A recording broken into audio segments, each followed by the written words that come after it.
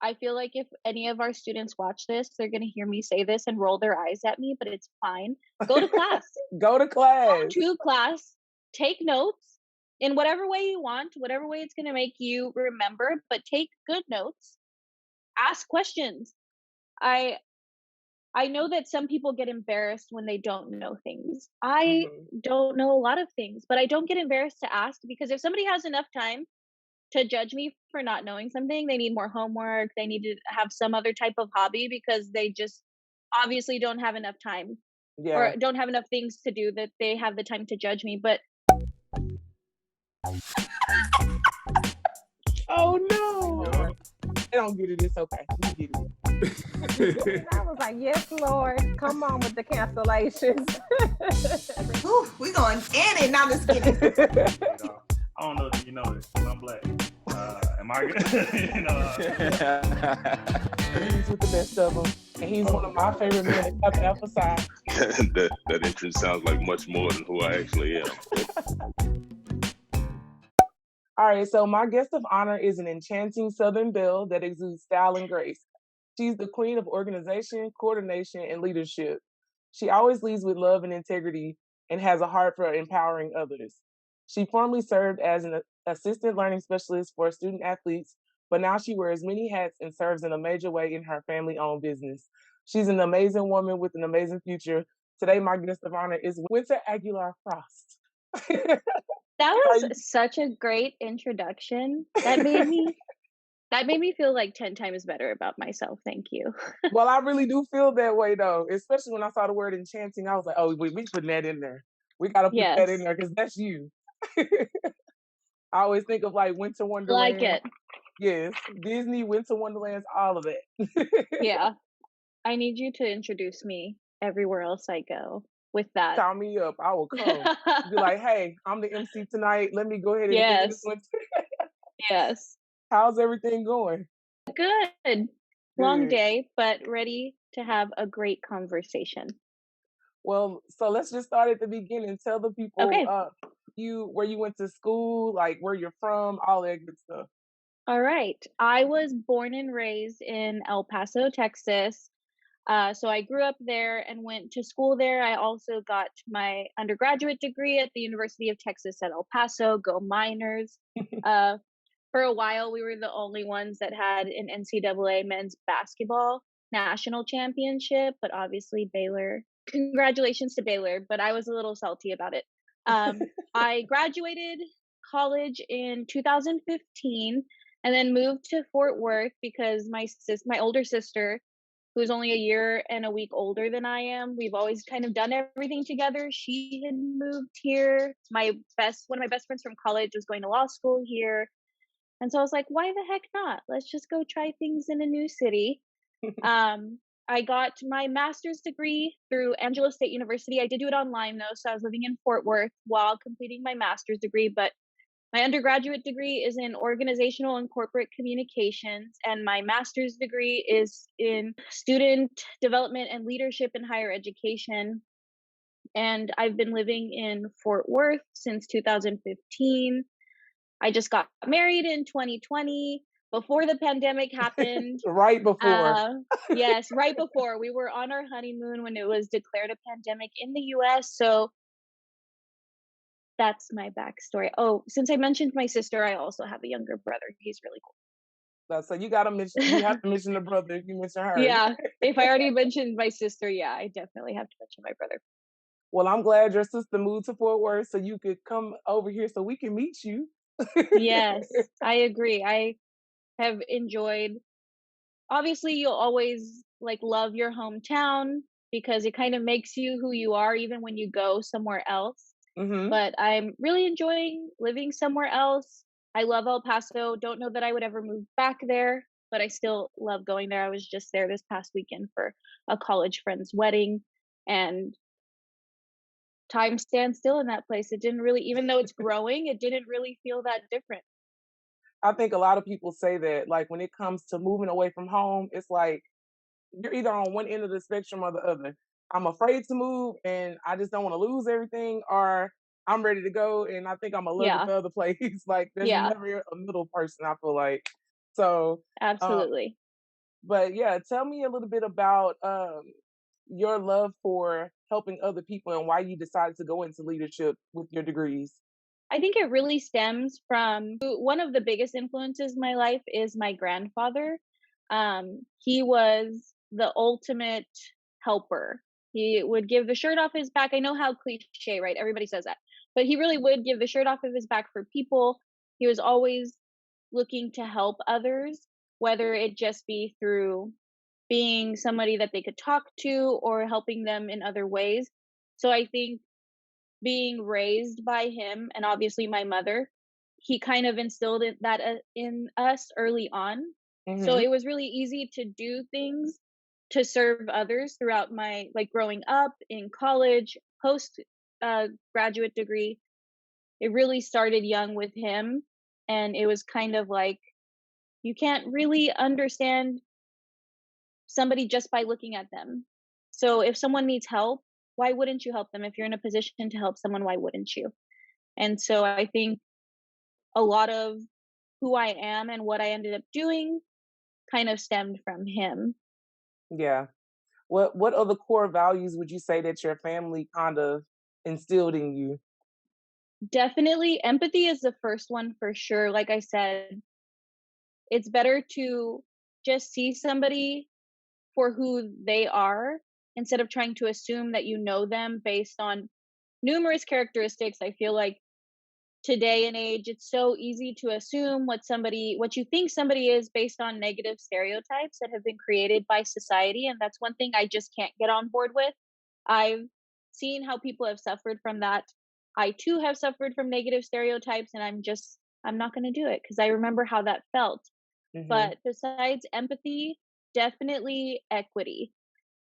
I'm not a very black and white thinker. I like to see the world in all of its various colors.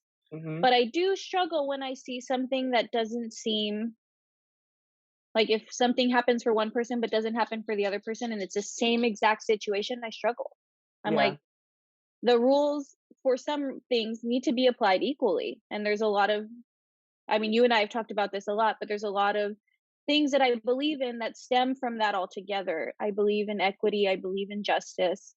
And I was taught from an early age that I needed to say something regardless of what it was, even if somebody didn't think the same way I did. It was better to say something than sit back and do nothing. And so I've never had a problem saying anything in a nice way, definitely, or in an appropriate way if the situation isn't very nice.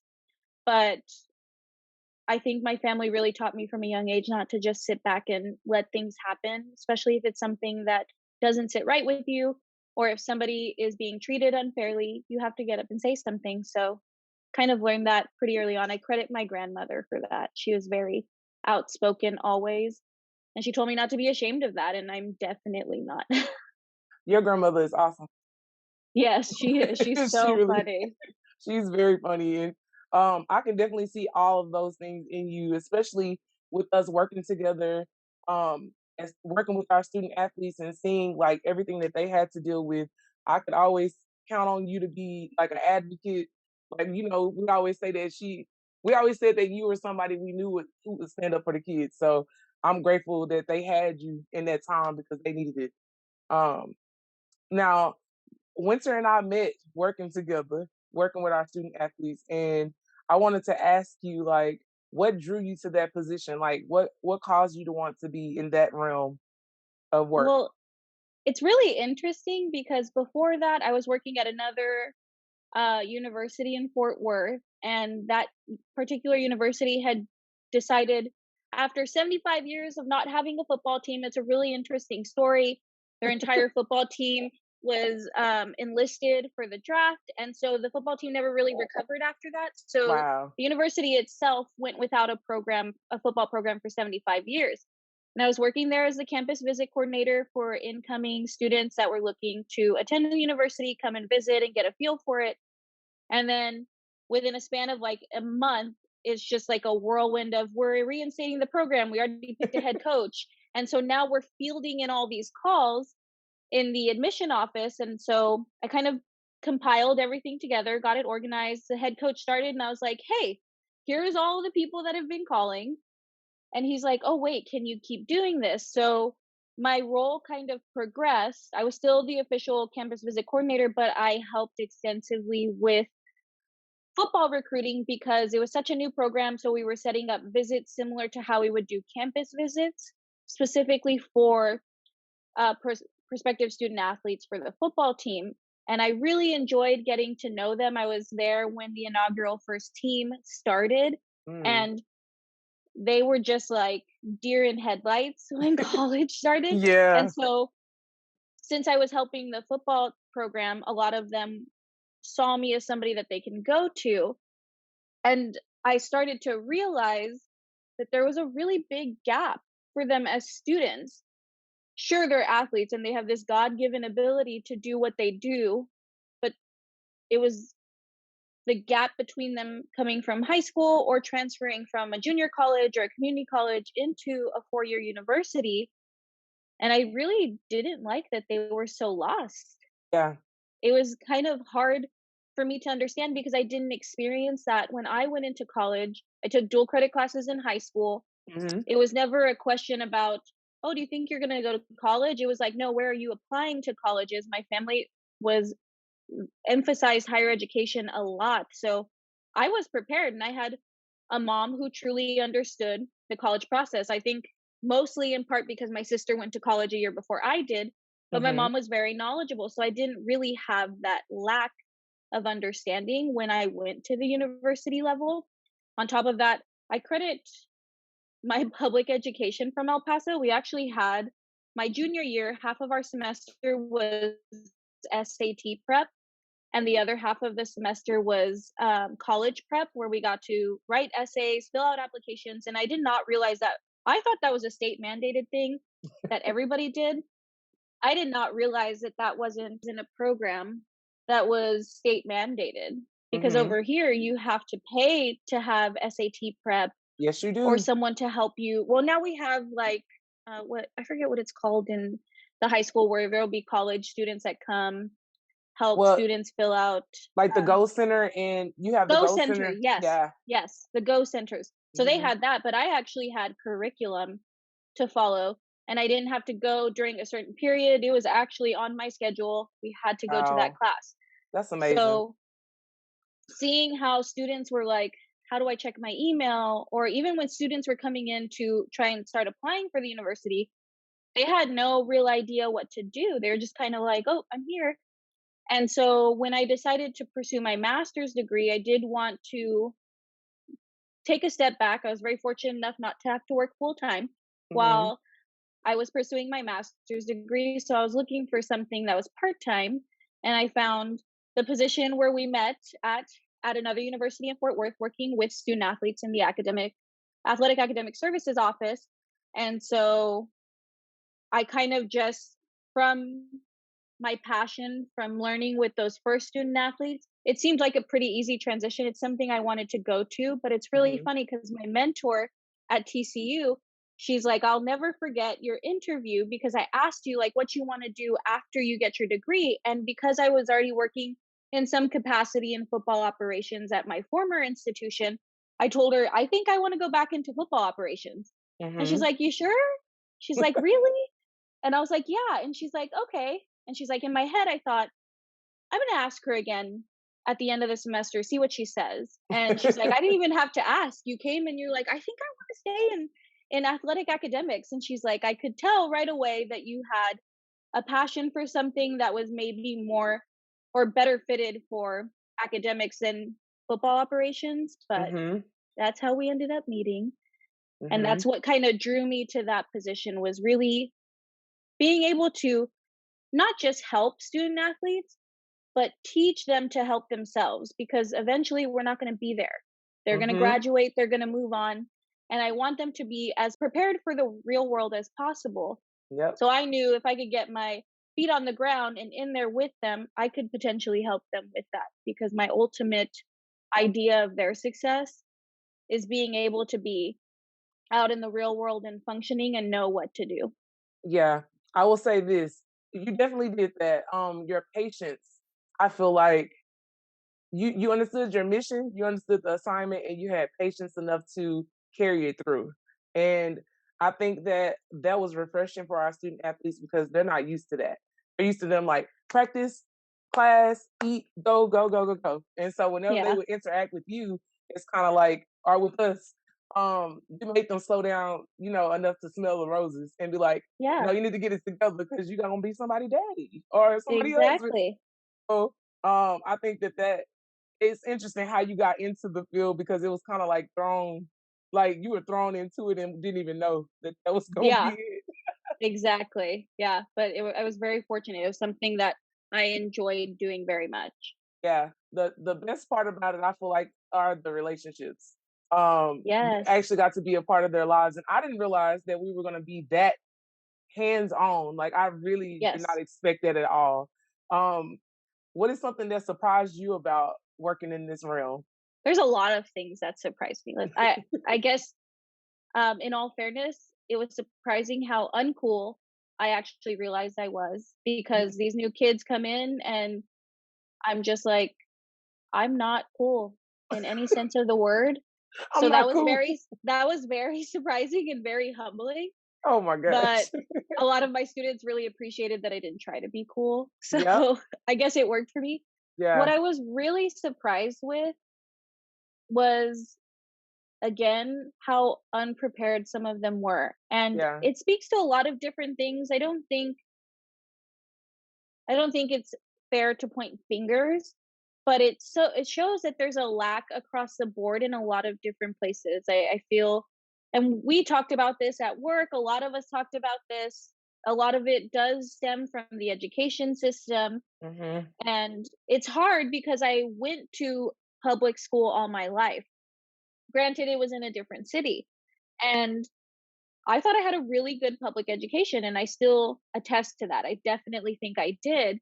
And Yeah. then I meet people who went through probably the same curriculum that I did, maybe a little more developed because there's obviously an age gap between us and the student athletes. Hmm. And I was like, wait, I learned this in middle school or high school. Why didn't you learn it? But there's a lot of things embedded into the education system that might not be favorable to certain students. And that could be based on socioeconomic factors.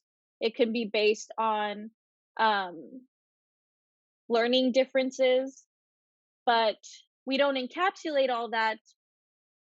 And then we kind of just pass people along. It doesn't even Yep. necessarily have to do with the fact that they're student athletes. I know that's a stigma that student athletes just get passed along because of their talent.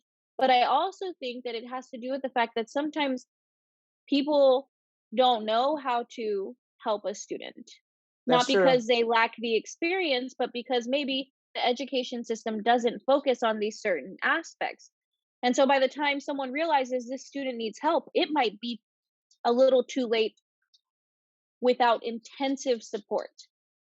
Yeah. So seeing that gap, I was really taken aback because I felt like since I too went through the public education system, I thought people would be similar, and I was a student athlete in high school. All of my friends were student athletes. They were football players, basketball players, baseball player. I was a cheerleader, and it didn't seem like a lot of my friends, while they struggled with certain things, like don't give me a math problem unless you're going to give me a calculator and maybe like a tutor, then I can probably do it.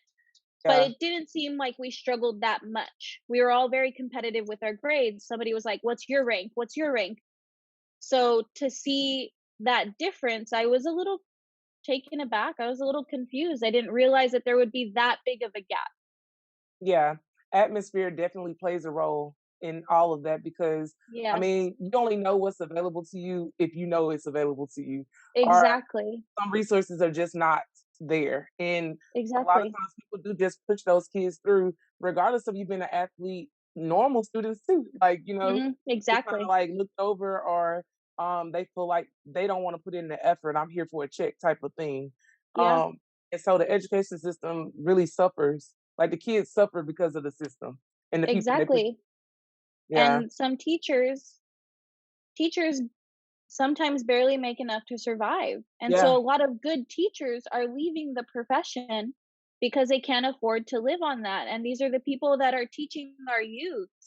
I had a really great public education instructor, some that are still influential today. I can remember their names. I can remember what they taught me. I can remember how they made me feel Yeah. about learning, and to see that there's really good teachers out there that can no longer afford to live because of how little they get paid. It's like, if we want our students to be taught and taught well, people should be making more to do that, because I hate the mentality that someone says like teachers are babysitters. No, they're not.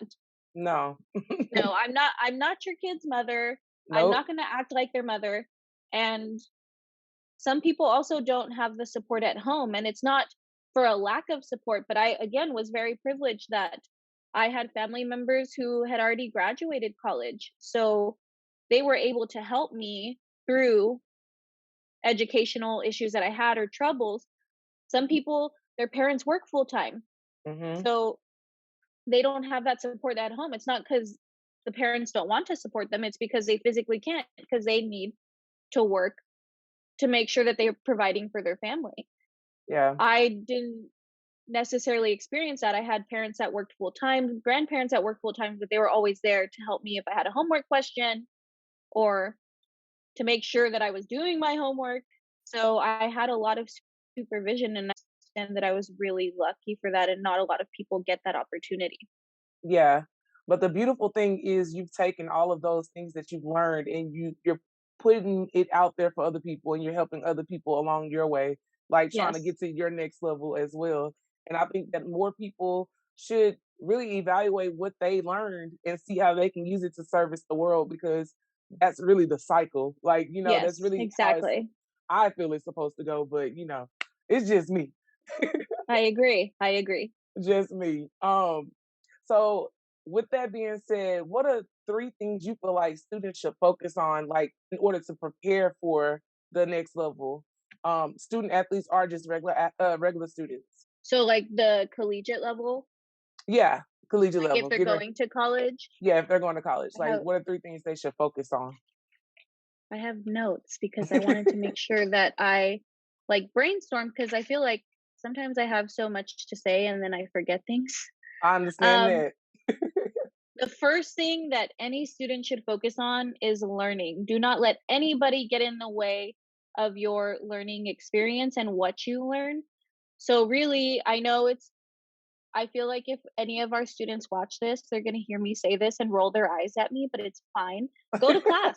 Go to class. Go to class, take notes in whatever way you want, whatever way it's going to make you remember, but take good notes. Ask questions.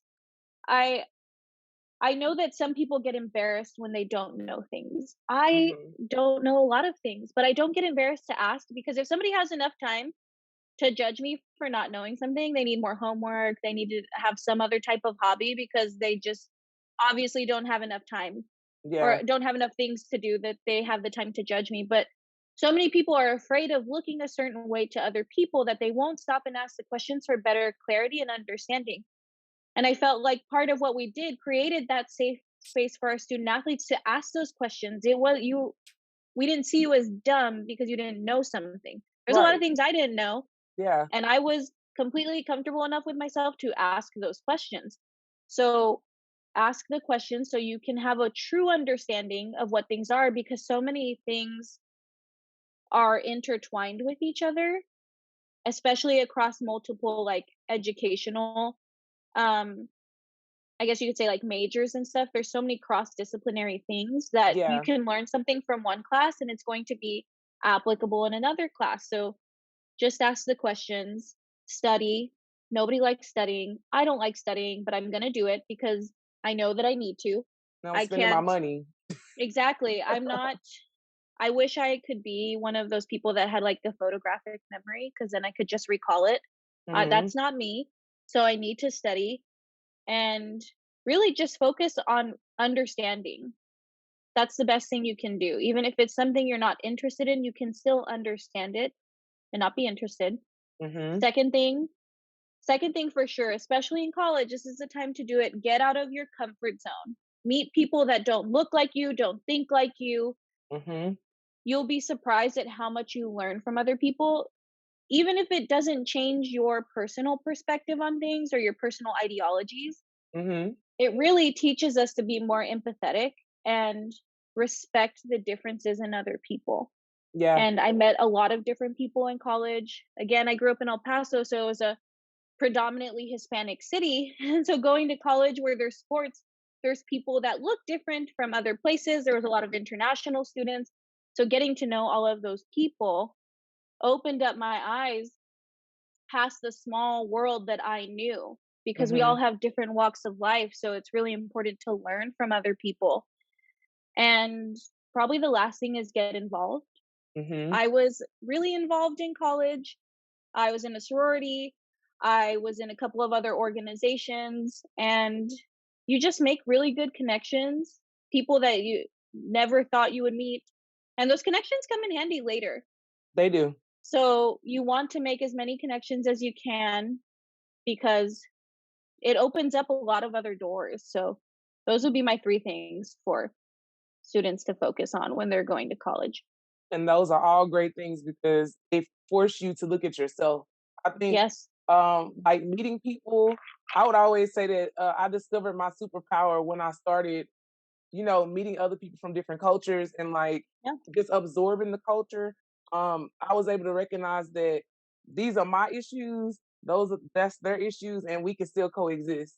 And exactly. I discovered that I discovered my superpower at that point, and that's just me being myself. Like Yeah, be myself, be yourself. exactly.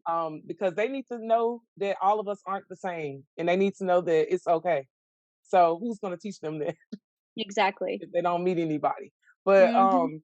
with that being said, I want to ask you, what are your 5 non-negotiables when it comes to like friendships and relationships and connections? Because when you're dealing with people, you got to have some standards and some boundaries. Yes. Number 1, and I feel like anybody that really knows me will probably know the answer to this, is authenticity. Yeah. You have to be 100% yourself. Again, 100% real, as some cool kids would say. Maybe they don't say that anymore. I'm sure they say something different, but I'm a couple years behind them. But I've always valued authenticity in myself, so I value it in other people. I don't really try and change myself for other people. And I think that staying true to yourself, staying true to your morals, your principles, you attract people based on that. So trying to be someone else, you might attract people that you don't want to be friends with. Mhm. So authenticity is definitely number 1. Loyalty and respect are tied for number 2. Yeah. I think that those things are really important, and loyalty can look different. It doesn't mean like if I call you right this second, you have to drop everything and come see me. But no, it's as you get older, you realize loyalty is those people that you can not talk to them for months, and then you talk and it's like you never skipped a beat, and they will be there for you in the trying times, but also respecting the fact that people have lives. I don't Mhm. I don't expect somebody to drop everything for me unless maybe like my house is on fire and I need a ride. Like, come Maybe get me. then maybe then come and get me, but not like drop everything because I don't know, because I want to hang out. Yeah. I understand that we're all adults now. And of course respect kind of goes with empathy. I have so many friends and family members and my spouse, obviously. We have so many different opinions. Mhm. And I think it's okay to be that way and to have that mutual respect that, hey, you don't think like I do. I don't think like you do.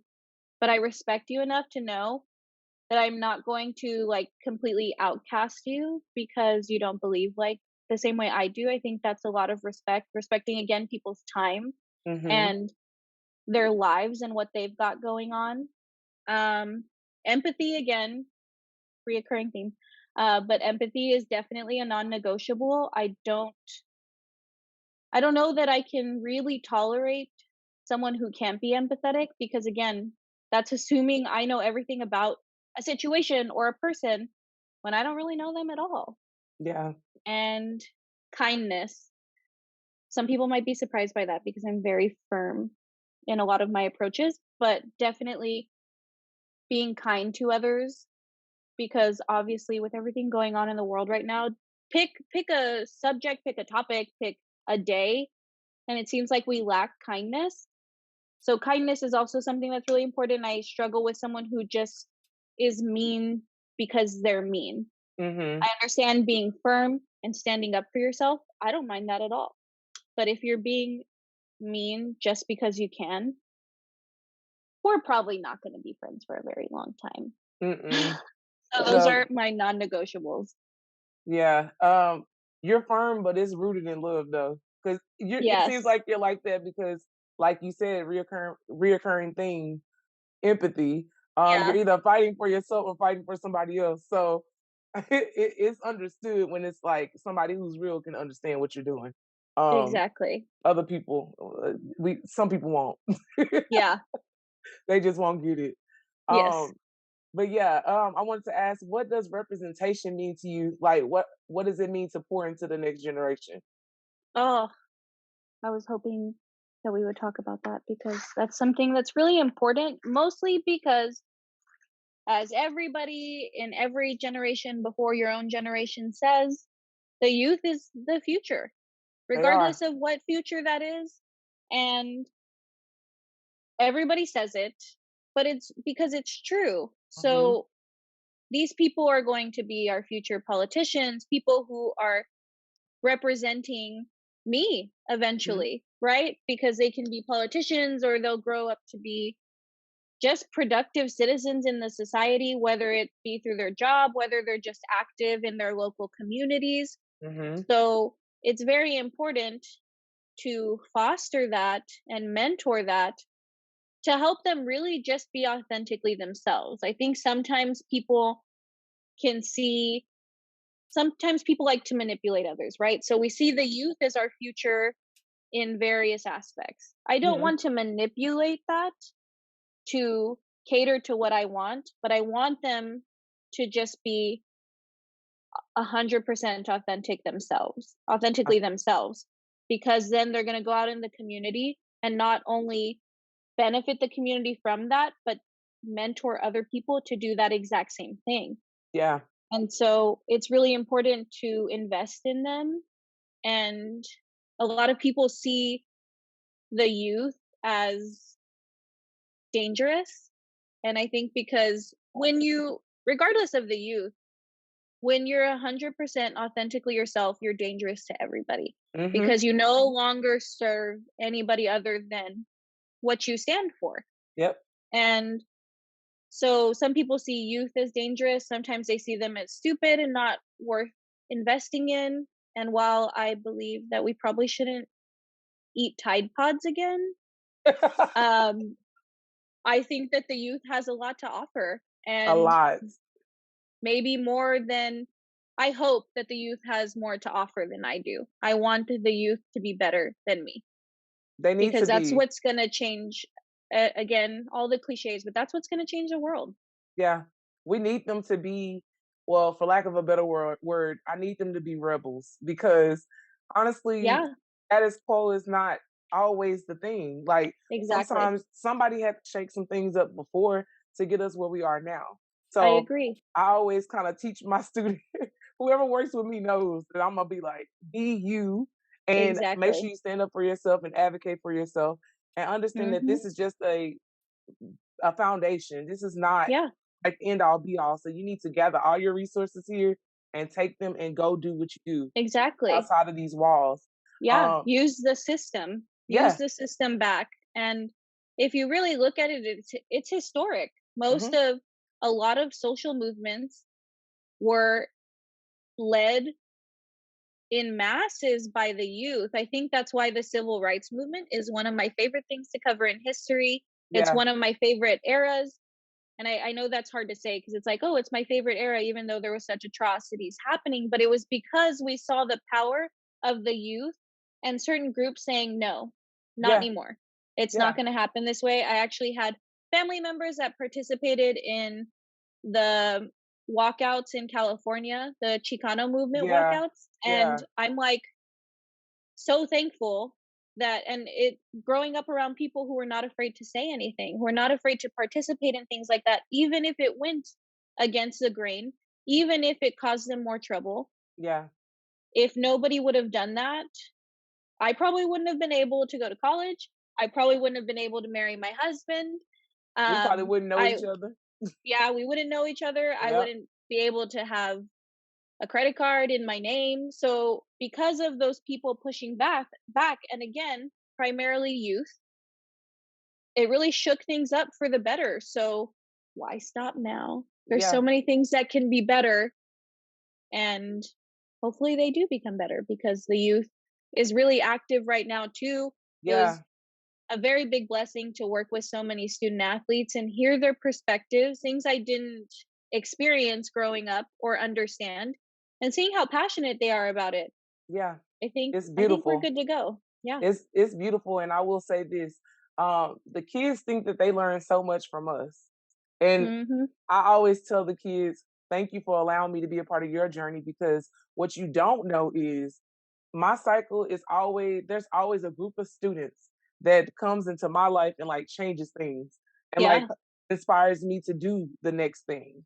And exactly. I don't know if they realize like how much of a role they play in our lives too. So Yes. to all the student athletes and all my other kids, they still my kids. Like I'm gonna know you forever.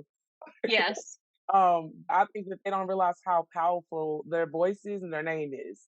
Yeah, And it definitely impacts my life. I don't know about other people, but that's why I do it because it's just like fun to watch the transition and I see the light agree. light bulb moments. Like that's the best part. Exactly. Absolutely. The Helping absolute them find out who really not helping them find out, but just helping them help themselves figure out who they are. That's yeah. probably the ultimate reward for what we did. Mhm. I It, know you still do it. I don't get to work with students very often at yeah. all anymore, but it was just something that I treasure watching watching them graduate, but even then just watching them figure out who they are Mhm. and becoming more comfortable in that Mhm. was probably the best thing they could have given to me. Yeah. Yeah. Crazy kids. Right? But Yes, I will absolutely. I have to now. I have to ask you about the name, image, and likeness real quick because Yes. we were in the mix of all of that. So I Yes, want we to ask were. you how you feel about that new policy, and also, do you feel like there should have been more of a payout from the NCAA? Like, do you feel like it should have been the NIL and the payout, or do you think that the NIL is suitable enough? I struggle. I still really struggle with it, and it's hard to give a true perspective because it's still so new, right? So Yeah, there's a lot of things rolling out with it, and there's going to be things that are tweaked. yeah, I appreciate the fact that now that some, and maybe this is controversial for some people that work in our profession, but I appreciate now that there's students who can capitalize on their likeness before they leave college yeah, because, as we know, not everybody makes it. yeah, And a lot of students see this as their way out. And that's something I also struggle with. I know that these students, like I said, have a God-given ability, and watching them play is beautiful yeah, in whatever sport they play. But it's so hard for me to fully understand that this is what someone thinks is their only way out or yeah. their only way to provide for their family. And then they pour everything into that. And then someone tells them, like, oh, sorry, you're not good enough, Yep. try again next year. And some people try and never get that next opportunity to go to a professional level. So I appreciate that they can capitalize off of their likeness in college. Yeah. However, I struggle because, again, of equity. There's going to be people who don't get that opportunity regardless if they're a college athlete because, one, we have revenue sports, right? So Yeah. people are going to be drawn to the athletes in the revenue sports, and not only the athlete in the revenue sport, but the top athletes. So there Mhm. might even be some discrepancy between teammates on the same team. And because of equity, I struggle. We still see that at a professional level too. Yeah. Obviously, if you see reoccurring professional athletes on commercials, but you don't see, like, you'll see the quarterback or the running back or the wide receiver, but you won't see the lineman. Yeah. They make it It's all happen. hard. Exactly. It's hard. But the only thing at the professional level is that that lineman still gets paid. Yeah. And I struggle also, mostly because I hate the stigma of, well, student athletes get a free education, so that's like getting paid. And I'm No. like, I could not have been a student athlete and still had time to do what I wanted to do. I was fortunate enough that I could really focus on being in class and being present, making sure I got to eat at whatever time I found fit, Yep. getting to make new friends, join organizations, not wake up at 5, treatment or practice or something, go to class, go to class, go to class, try and get lunch in 10 minutes, Yeah. run to the academic center to come to a session or maybe 2 sessions, go to practice for 4 or 5 hours, and then come Eesh. back to the academic center to do more tutoring. Regular students have that freedom. And I Mhm. get that it is a privilege for some student athletes to have a full scholarship. That is a privilege, but it doesn't come free. They work for it. Every Exactly. bit of that money. Every bit And of it. so I really struggle with people saying, like, well, free education should be enough. And I'm like, but these kids don't even get to really have jobs. So as a Mm-mm. regular student could have a job and get some extra money, but these student athletes don't. Yep. And so they're Against the they're rules. limited in they're limited in opportunities, even though they have an extraordinary opportunity to walk away from a university with either 1 or 2 degrees for free. Yeah. That is a really big opportunity, but again, it doesn't come free. So there's a lot of I still think there's a lot of pros and cons with the NIL, and I feel like as it develops, there's going to be even more controversy. Um, but that's why I don't really. It's hard to say. I don't really like it, but I don't really dislike it. I Yeah. still I think they rolled it out too quickly, so there's going to be a lot of things that it's like when you make a rule and then you're like, just kidding, changing the rule now. And then you're going to have people upset because you're like, no, wait, you're changing this to benefit you and not benefit me. Even Exactly. if that could be true, that could not be true. But there should have been a lot more development before it went out, because my fear is that with NIL, and hopefully it doesn't result in this, my fear is that with NIL, they'll start taking some of those guarantees, like a full scholarship, Yep. because of these endorsement deals. And it's a lot of responsibility to put on an 18-year-old Yeah. Yeah. to be like, here's your endorsement. We don't even offer like any type of financial courses in high school, but here you go. Here's all this money. Do with it what you will. And my fear is that it might impact a lot of the things that are already in place for student athletes when it comes to educational funding. Yeah.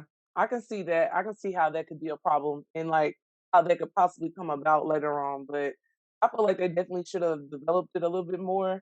I feel like they Yeah, rushed it because they were under the gun.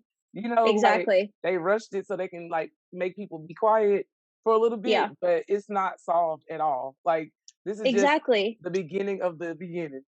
So Exactly. And we um see it happen time and time again with other like societal laws. It's mhm. like, here's something to just calm the storm, Yep. but it's not really anything beneficial. So I hope that if it is developed more, that it does benefit the student athletes. Mhm. My fear is that it won't. And Yeah. hopefully by then there's somebody helping make those decisions that have true representation, that understand what it's really like to be a current student athlete, because there's a lot of things that have changed and some people making those decisions haven't been a student athlete for a really long time, and there's so much more demand for student athletes today than there were a couple of decades ago. Yeah. Just think about it. A lot of these kids are verified on social media. They have hundreds of thousands of followers already before they even get to college. Like they're already like low key celebrities.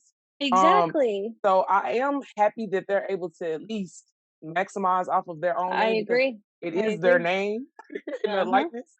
But on the flip side of it, it's I still have a fear of them not being able to handle their responsibilities fully and like balancing it all because I think that they can do it if their like mindset is on that. But if you're not about that life, you're gonna have a hard time like balancing Exactly. all these responsibilities because once they give you money, they expect results.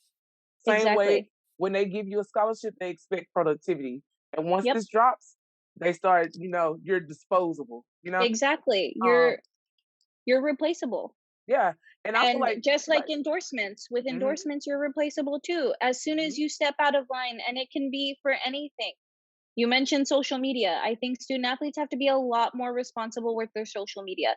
I don't hmm think it's a bad thing that you express yourself on social media. Nothing wrong with that.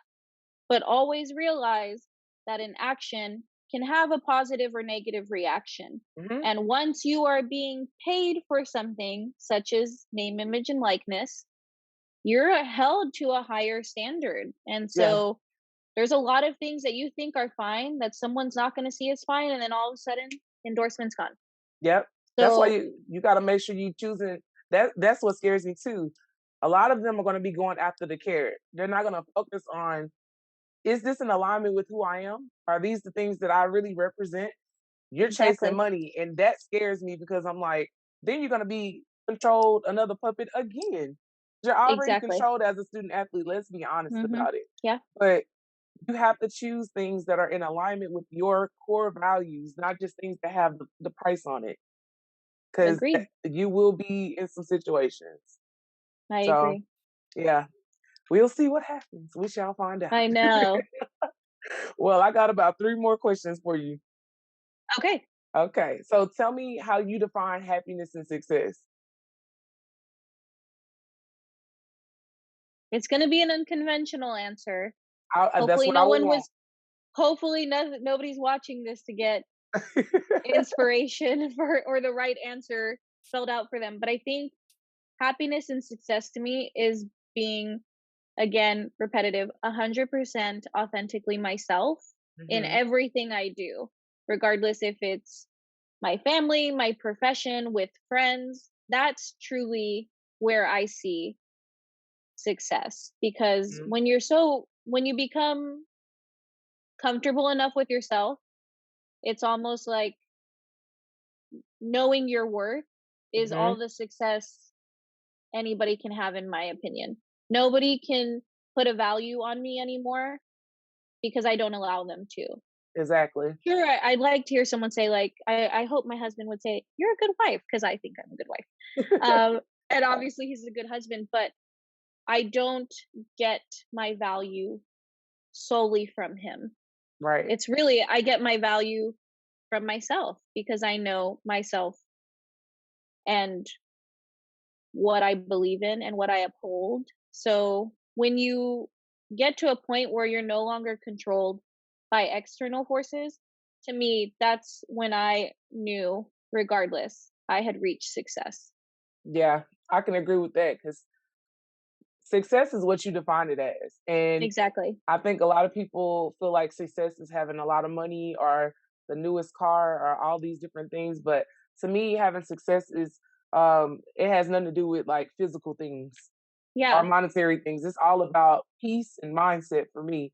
And Yes. number one, being authentically myself. I feel like that's the best way to be. Yeah, Um, I agree. so my next question is, how would you describe being free? Like, what does freedom mean to you? Oh, I'm a broken record. Authenticity. I think that you can't really get away from that. And I know whoever watches this and says, wow, Winter said authentic a lot. I definitely did. But because it's the truth, I think being free is really about letting go of the external world around you and then putting a value on you based on your gender, your race, your socioeconomic status. All of those things are used to put us in boxes. And I think truly being authentic and free is removing yourself from that box. Sure, being a woman, being Hispanic is part of my identity, Hmm. but it's not my sole identity to the point where someone, because again, we get into those negative stereotypes.